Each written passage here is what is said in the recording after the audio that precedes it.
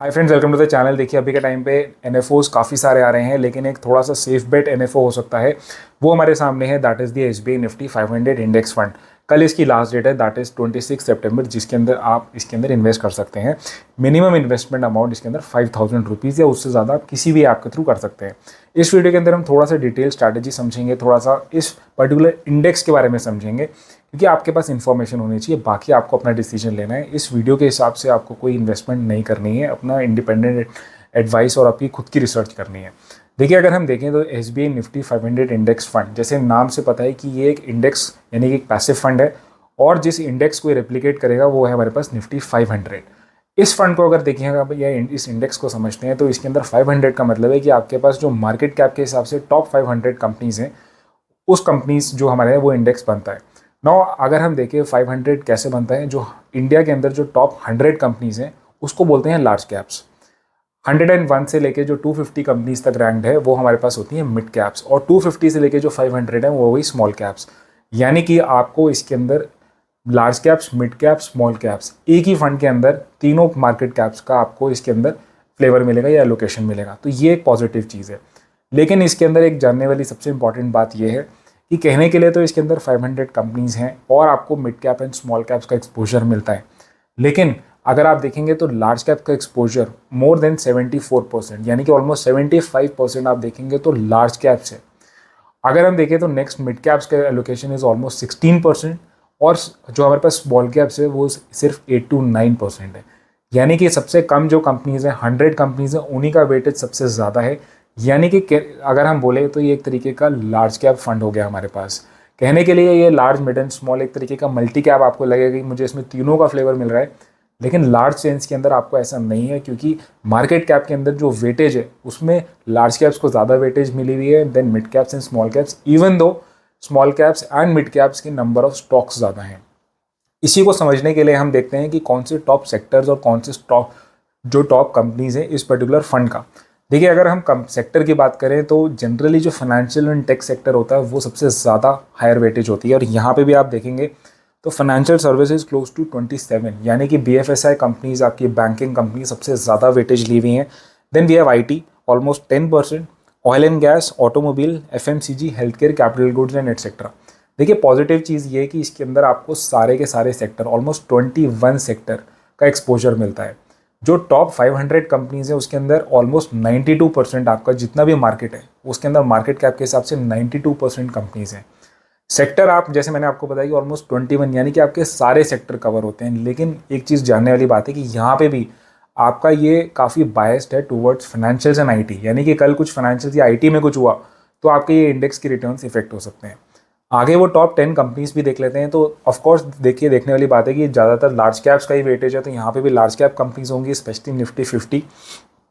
तो आपकी highest allocation है HDFC bank, Reliance Industries, then ICICI bank, Infosys, ITC, TCS, L and T, Bharti, Axis and SBI. तो देखिए सारी आपकी निफ्टी 50 की टॉप कंपनीज हैं। वेटेज यहाँ पे थोड़ा सा कम है अगर निफ्टी 50 का देखते हैं, लेकिन फिर भी अगर हम देखें तो हाईएस्ट एलोकेशन आपका इसी निफ्टी 50 की कंपनी से ही बन रहा है, जो टॉप 10 कंपनीज हैं। कंपनीज अच्छी हैं, no doubt about it, because of course ये क्योंकि हमारी निफ्टी की पार्ट है तो सारी कंपनीज मोस्टली अच्छी हैं और ये लार्ज कैप्स के अंदर है। लेकिन सबसे इंपॉर्टेंट बात जाननी है कि रिटर्न्स कैसे आ रहे हैं, क्या स्ट्रैटेजी रख सकते हैं, क्योंकि अभी के टाइम पे बहुत सारे इंडेक्स फंड ऑलरेडी आ रहे हैं। देखिए एक जो चीज़ पॉजिटिव है, अगर हम रिटर्न्स को देखें यहाँ पे, तो मैंने क्या किया है, कंपेयर की है परफॉर्मेंस दो फंड्स की। एक है फंड हमारे पास यूटीआई निफ्टी इंडेक्स फंड, और दूसरा मैंने लिया है Motilal Oswal Nifty 500 index fund, क्योंकि जैसे मैंने आपको बताया जो मोतीलाल का फंड है वो ऑलमोस्ट 5 ईयर्स से हमारे पास है। तो यहाँ पे अगर आप देखेंगे तीनों टाइम होराइजन 1, 3 एंड 5 ईयर्स के अंदर जो है आपका जो मोतीलाल ओसवाल का 500 इंडेक्स फंड है उसकी परफॉर्मेंस ज़्यादा अच्छी आ रही है।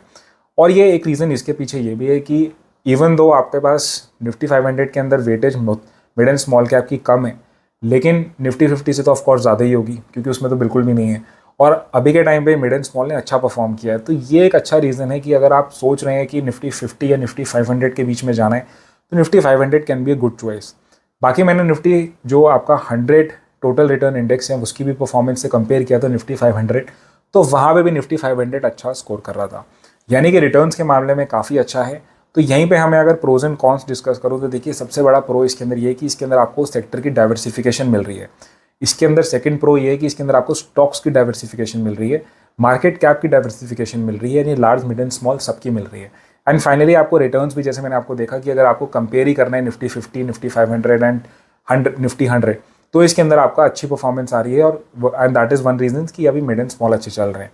देखिए कौन, मुझे इतना यही लग रहा है कि इसके अंदर जो सबसे बड़ा कौन ये है कि आपका लार्ज कैप ओरिएंटेड ये म्यूचुअल फंड है, यानी कि कल लार्ज कैप्स अगर नहीं चलते, इवन दो वो सेफ बेट तो ऑफ कोर्स हैं क्योंकि लार्ज कैप्स के अंदर है, लेकिन इतना ज़्यादा एलोकेशन लार्ज कैप्स का है तो आपको ट्रू यानी कि सही तरीके से आपको इन अ वे डाइवर्सिफिकेशन नहीं मिल रही है।